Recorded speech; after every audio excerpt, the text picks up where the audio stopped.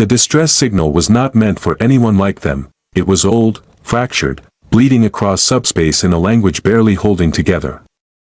A final reflex from a dying network, thrown outward not with hope, but with habit. Civilizations in collapse often screamed into the void long after they accepted no one would answer. This one came from the Kepri Concord. They were not warriors. They were archivists, traders, gardeners of fragile biospheres who had catalogued more species than they had ever fought. Their worlds orbited gentle stars. Their ships were thin-hulled and luminous, built for endurance, not combat. In galactic threat assessments, they were classified as negligible. Which was why the predators came. The Virex Dominion did not declare war. They never did. They arrived like gravity, inevitable, crushing, impersonal. Their fleets burned across Concord space, dismantling orbital habitats, strip-mining planets still warm with life. Cities were not conquered. They were harvested. Populations were processed into labor stock or erased outright when efficiency demanded speed. The Concord sent envoys. None returned, they sent tribute. It was deemed insufficient, they sent silence, hoping invisibility might save what submission could not. That was when the SOS activated. It reached dozens of listening posts, automated relays, drifting archives. Most systems flagged it as historical noise. A doomed culture's final echo, to be recorded and mourned later. One receiver did not discard it. Earth. Humanity had learned, painfully, to never ignore a scream simply because it arrived too late. Their early history was full of such moments, warnings unheeded, genocides rationalized, extinction treated as background radiation of progress. So when the Concord signal arrived, Earth listened, not with panic, not with outrage, with stillness. The data unfolded slowly. Star maps scorched by weapon signatures. Population curves dropping like severed lifelines. Images of ships broken open in vacuum, their interiors grown over with the frost of death. No embellishment. No plea. Just evidence. Human analysts reconstructed the timeline in silence. The Virex Dominion was known. Feared. Avoided. Engaged only through intermediaries willing to bleed in others' place. Their military doctrine emphasized overwhelming terror, designed to end resistance before it could form. Humanity noted something else. The Concord had not fought back, they had evacuated children. Shielded archives. Sacrificed power grids to keep medical stations running longer. Even as extinction closed in, they had chosen preservation over vengeance. That choice mattered. Earth did not broadcast a warning. They did not call a council. They did not threaten sanctions or invoke ancient treaties that had failed countless others. They moved, from shipyards hidden in stellar glare and stations drifting beyond conventional charts. Humanity's fleet began to assemble.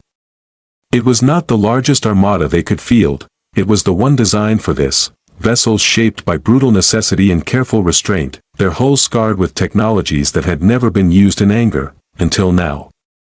Black and silver silhouettes slid into formation, silent, disciplined, carrying weapons that existed to end wars quickly, not gloriously. The galaxy did not notice at first. Human fleets did not announce departures. Their philosophy was simple: if you need to be seen, you have already failed. They arrived in Concord space 47 hours after the SOS was first decoded. What they found was worse than the projections: whole systems dark. Stellar habitats torn open and left drifting, their artificial suns still glowing uselessly inside fractured shells.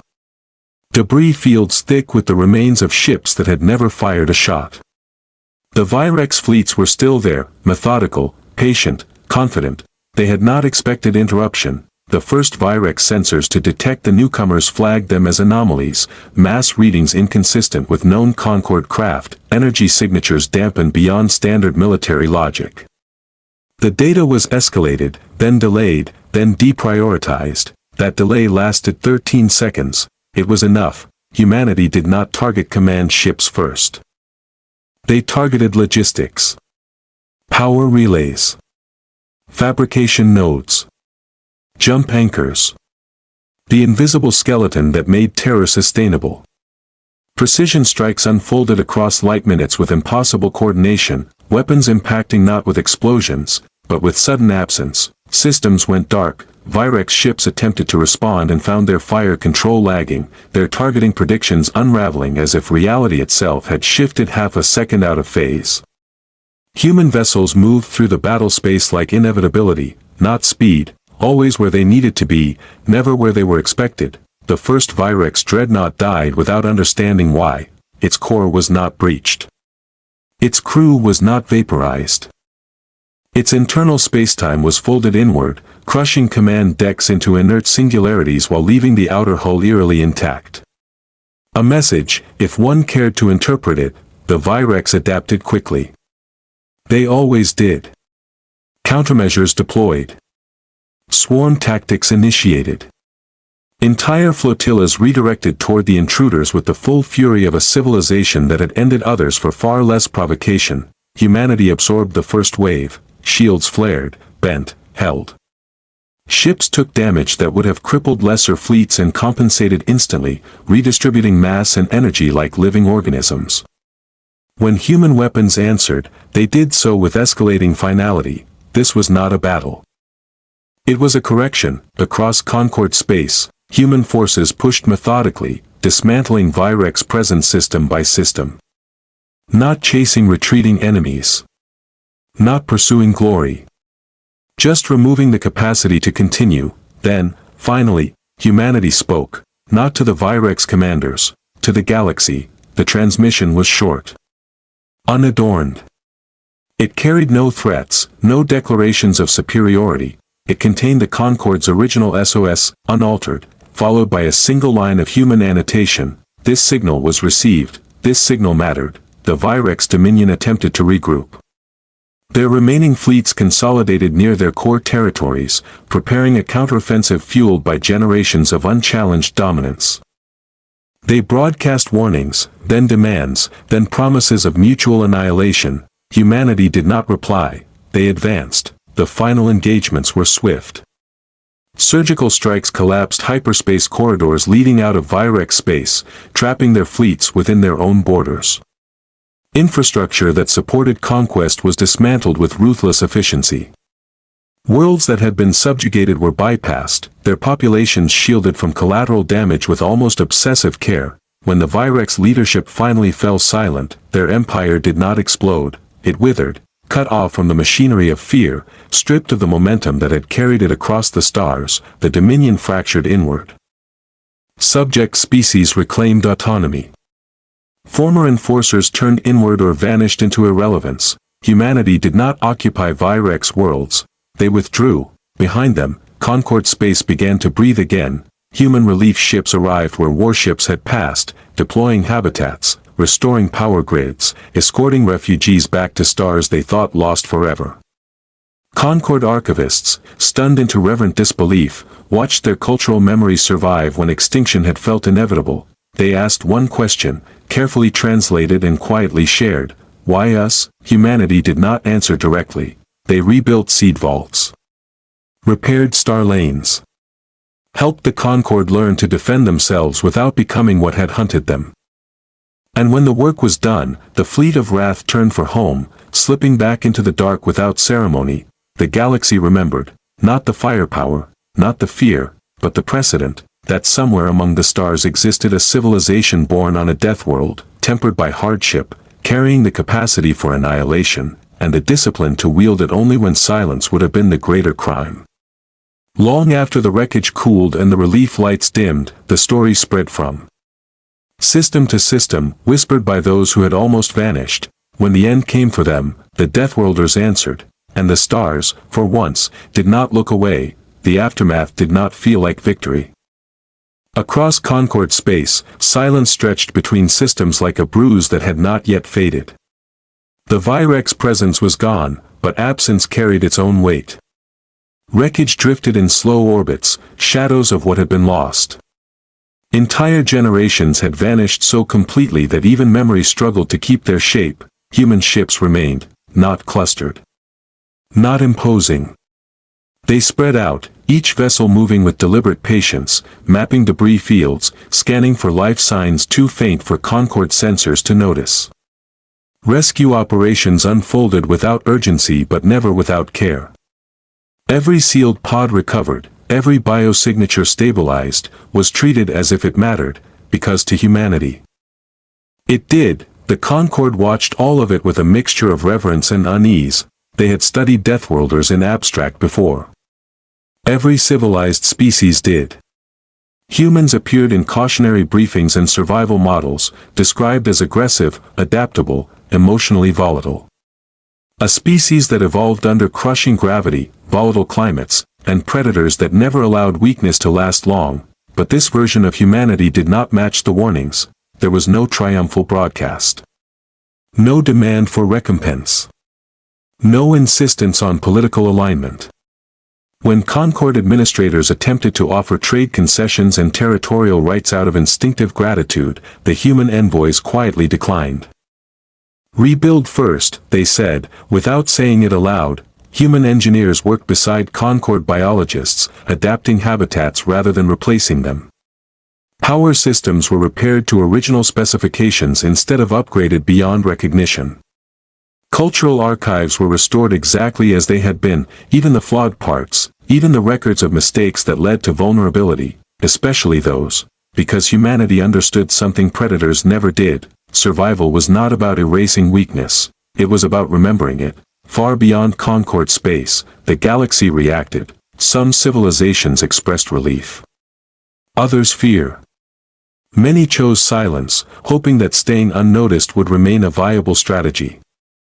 Intelligence networks replayed combat data endlessly, trying to understand how the Virex Dominion, an empire that had ended dozens of species, had been undone so quickly. The answer unsettled them. There was no single superweapon, no overwhelming numerical advantage, just preparation layered upon preparation, restraint honed until it could be released with terrifying precision. Humanity had not built a fleet for conquest, they had built a fleet for response. The Virex remnants learned this too late. Isolated warbands attempted revenge raids along human-adjacent space, striking out of instinct rather than strategy.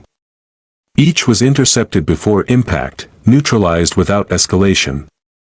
Their ships disabled and left drifting, alive, but finished. The message spread faster than any broadcast. Humanity would not chase you, but they would not miss you either. Within the Concord, something shifted. Younger generations who had grown up expecting extinction now witnessed continuity. Stars reclaimed their names. Trade routes reopened. Art returned, tentative at first, then defiant.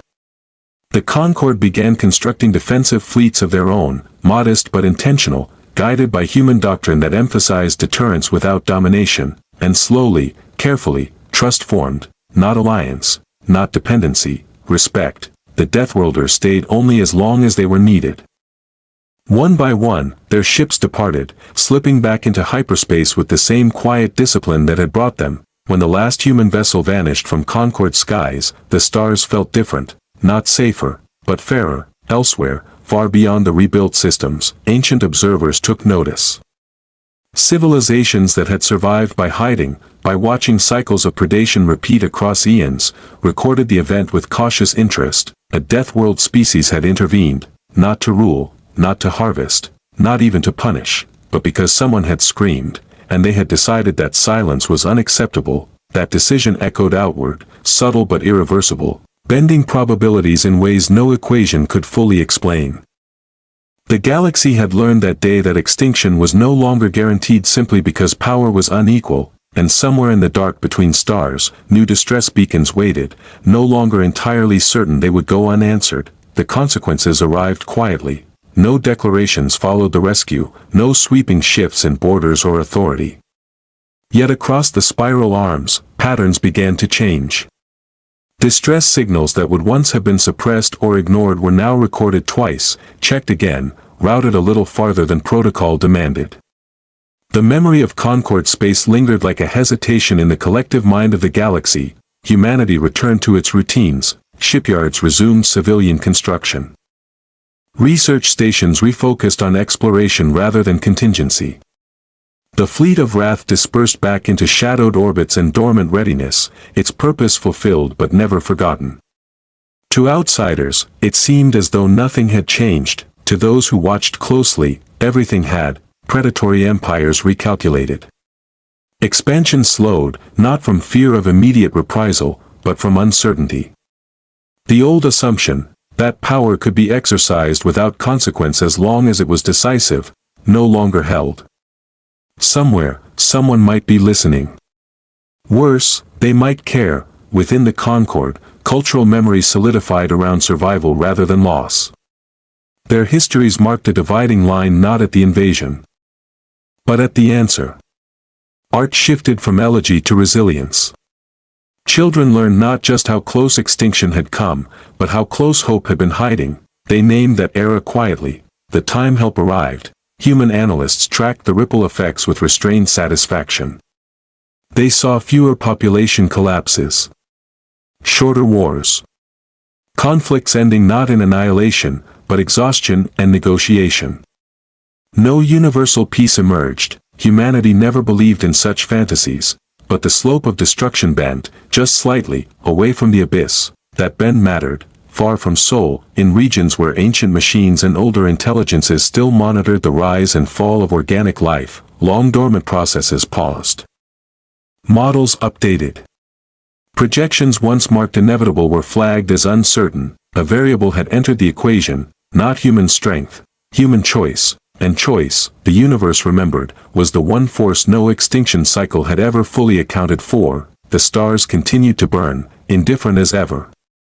But in the spaces between them, the silence felt thinner now, less like abandonment, more like anticipation, because when the next signal screamed into the void, it would no longer do so alone, and that knowledge, fragile and dangerous, changed everything. The galaxy adjusted slowly, not violently, not suddenly. Subtle shifts appeared where there had been certainty. Trade routes extended cautiously. Once forbidden systems opened under cautious observation. Civilizations that had relied on secrecy began sharing data. Even minor species discovered that their small decisions carried weight they had never imagined. The memory of the Deathworlders' intervention acted like a quiet gravity, bending choices without touching them directly. Humanity did not intervene further. Their ships lingered in orbit just long enough to ensure stability, then dispersed. They had proven a point, not by conquest, but by action measured in precision and care. Planets once on the verge of collapse found time to breathe. The Concord rebuilt faster than their histories predicted, armed not just with repaired systems but with confidence that survival was possible without sacrifice of principle. Elsewhere, the ripple of restraint reached ears unaccustomed to caution. Predators reconsidered their strategies, and empires accustomed to dominance slowed, uncertain whether the old rules still applied. Even war simulations adjusted themselves, factoring in a species that chose to act decisively, yet ethically, and without escalation beyond necessity. Humanity returned to its quiet orbit around Sol, blending preparation with routine.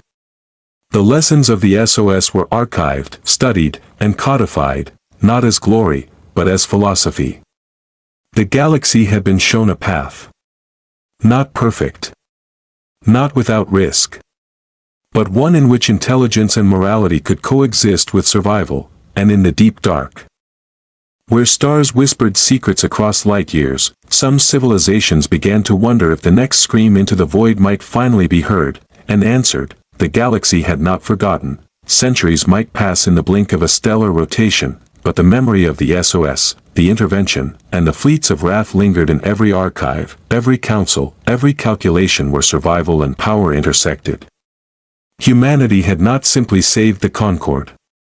They had demonstrated a principle that could not be erased, a way for civilizations to endure, even under the shadow of predators, without surrendering morality. Over decades, the ripple widened. Systems long isolated began tentative contact with their neighbors.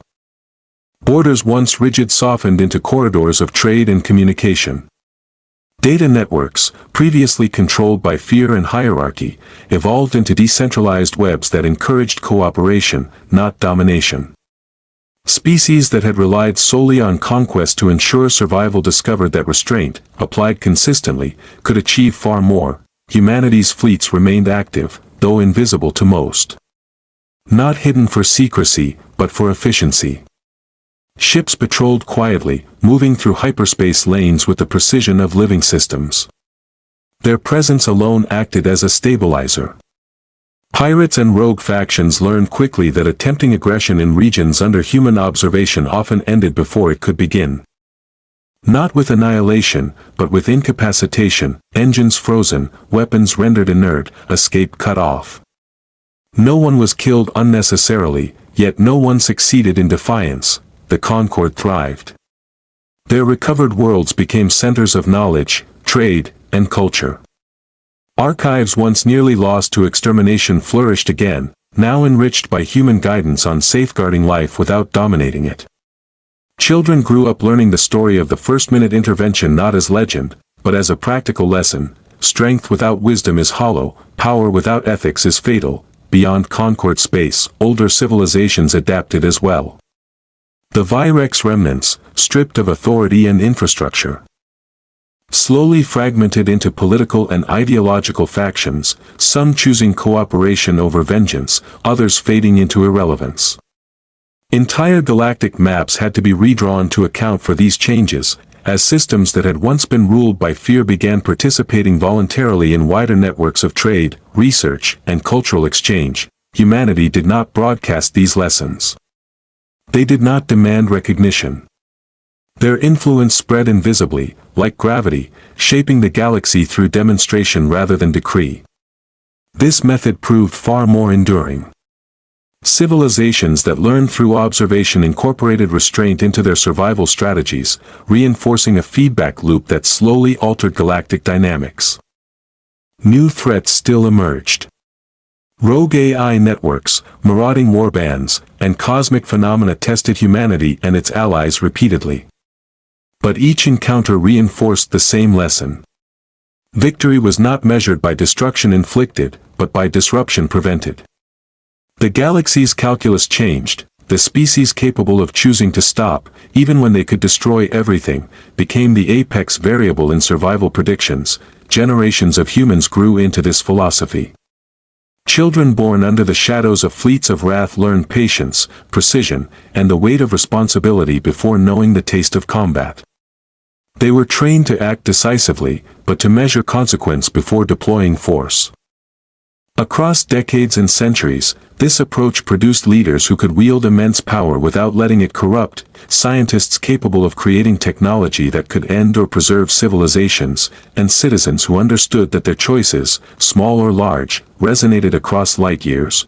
By the time human fleets became legend in distant systems, the galaxy had already been remade. Not by conquest, but by example. Entire civilizations adopted human principles in varying degrees, adjusting their wars, governance, and expansion strategies. Conflict persisted, of course, because instinct and scarcity never fully vanish. But escalation had limits now, and the specter of restraint, proven by action rather than theory, hung over every decision, and in the quiet moments, between the light years and the silence of space, humanity remembered the first SOS. The fragile call for help that had set all this in motion. They had answered, not for glory, not for dominance, but because someone had called, and the universe, for once, would not allow the weak to go unheard. The galaxy had learned that survival was not given, it was chosen, and humanity, the Deathworlders who had become legend, continued to choose wisely. Time settled over the galaxy like a slow tide. Humanity's fleets no longer moved with urgency, but with enduring vigilance. Ships patrolled silently along trade routes, near fragile colonies, and across regions once deemed lawless. They acted not as conquerors, not as enforcers, but as guardians of continuity. Their presence alone reshaped expectations. Aggression became risky, but restraint profitable. Civilizations began to anticipate humanity's judgment not in fear of punishment, but in the quiet certainty that the Deathworlders would act when necessary, and with precision. The Concord flourished. Systems once stripped bare of life now bloomed with gardens, research stations, and children laughing among reconstructed habitats. Education expanded to include ethics alongside technology, diplomacy alongside engineering. The galaxy's smallest voices were no longer ignored. Because humanity had shown that even the faintest scream could call forth intervention. Survivors told stories of aid arriving without demand, of systems restored without domination, of peace enforced by intelligence rather than force. Far beyond known space, other civilizations observed. Some hesitated, others adapted. Ancient empires revised their doctrines, emphasizing caution, patience, and foresight. War simulations were recalculated to include human principles as variables that could not be ignored: strategic restraint, ethical calculation, and the willingness to act decisively yet humanely. The ripple of one species' moral and practical choices extended into sectors light years away. Shifting probabilities and redefining what survival could mean, humanity itself did not rest on laurels. They continued developing technology, refining defensive and logistical systems, but every advance was tempered by principle. Weapons had ceilings. AI had moral constraints. Fleets were designed not to dominate but to stabilize. Even when no one watched, humanity acted as if the universe itself were observing, because in a way, it was. Generations came and went. Children born into this era grew up with stories not of conquest, but of choice. They learned that power was not proof of superiority, but a responsibility to preserve, protect, and act only when necessary. Ethical reasoning became as vital as technical skill. Humanity's citizens understood that their civilization's survival depended not only on strength, but on restraint, foresight, and empathy across light years. And then, as centuries passed, the galaxy settled into a new rhythm. Conflict still flared, as life is never without tension, but escalation had a ceiling. Societies that once sought domination reconsidered their strategies. Trade, diplomacy, and cautious collaboration replaced endless expansion as the new metrics of success. Human principles had become a standard by which the galaxy measured long-term survival. When the last echoes of the Virex dominion faded into history, the universe remembered. Not just the fleet that had answered the Concord's SOS, but the ethos it carried. Humanity had proven that a civilization could wield overwhelming power without succumbing to the need to destroy, that survival could coexist with mercy, and that intelligence could shape not only outcomes but the moral landscape of the cosmos. The stars continued their silent rotation, indifferent yet attentive, as if reflecting on the choices made among them. And Earth, once a violent, survivalist world, remained a quiet fulcrum in the galaxy, a reminder that strength tempered by wisdom, and action guided by principle, could ripple outward across the void.